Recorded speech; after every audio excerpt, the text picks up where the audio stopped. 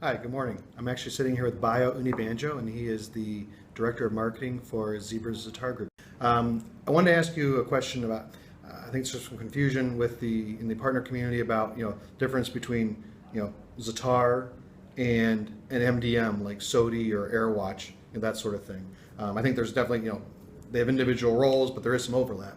Maybe you can talk to that. Okay, sure.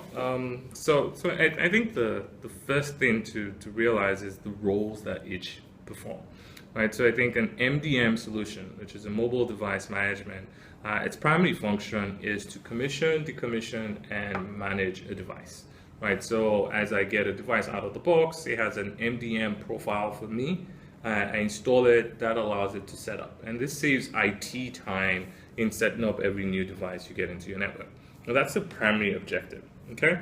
From an IoT platform perspective like Zatar, one of the key things we do is we allow devices to become internet capable, Okay. right? Which is the public internet, right? So if you think of Zatar, it has two sides to it. It has what we call the device API, which is really how a device will connect securely and seamlessly into a cloud platform like Zatar. And then to the right side, we have what we call an application API, which is how applications created by either Zebra, third party, or even off the shelf can interact with a device connected into Zatar. Okay, so now where's the overlap? Physically, if you think about an MDM device, it has a profile. Once that profile is launched and installed, it means in my MDM system, I can see that device and I can interact with that device. Okay. The level of functionality I can do with that device depends on the profile that has been set up. So in some instances, I might be able to manage just 2 or 3 commands. In some instances, I might be able to manage, multiple hundreds of commands, right? That's all dependent on the profile. On the Zatar side, because we have a device API that allows us to connect into a device, we have that capability as well to see what's going on with the device. So that's where the overlap is. There's some level of device management overlap. Okay. Because for you to have an IoT device, that device needs to connect into the cloud.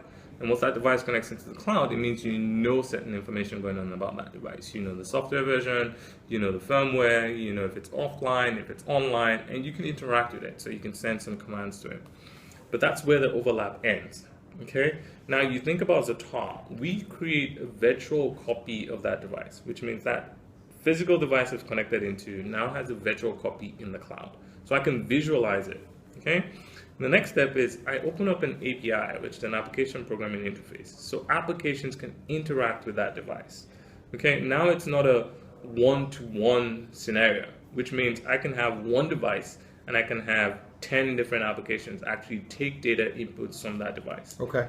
Right. So if you think about MDM again, one of the things you do is these are physically usually mobile devices that you use. In the IoT world, some of those devices might be really dumb devices that are just sensors. Right. So I might have a sensor that's just giving me data feeds around humidity, temperature, and accelerometer. Right. Zatar will take that data, but open up the API so an application can then say, well, I want to do this when that device moves, or I want to do this when the changes in humidity for that particular device happens. And that's the difference. An MDM system will never do that, right? It's not designed to do that. It doesn't open up that API that allows applications to actually interact with that device, right? The other thing to note is MDM devices are very close-knit, which means from a Zebra perspective, if I have an MDM device for a set of devices, I have to have access into that MDM platform to actually be able to interact with that device.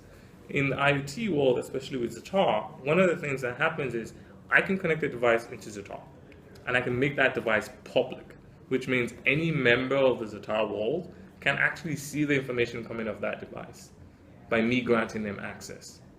Right? Which means now they can go ahead and build their own complete application that interacts with that device. Excellent. So even though there is some overlap, such as device management, or maybe a certain portion of device management, obviously MDM is very limited to Managing mobile commissioning. computers. Yeah. The things that you just mentioned, where Zatar gives you a whole way to build an application, and maybe include sensors and talk about humidity, temperature, weight, whatever. Absolutely, because on the IoT side, Zatar is really device agnostic. It doesn't matter what type of device it is.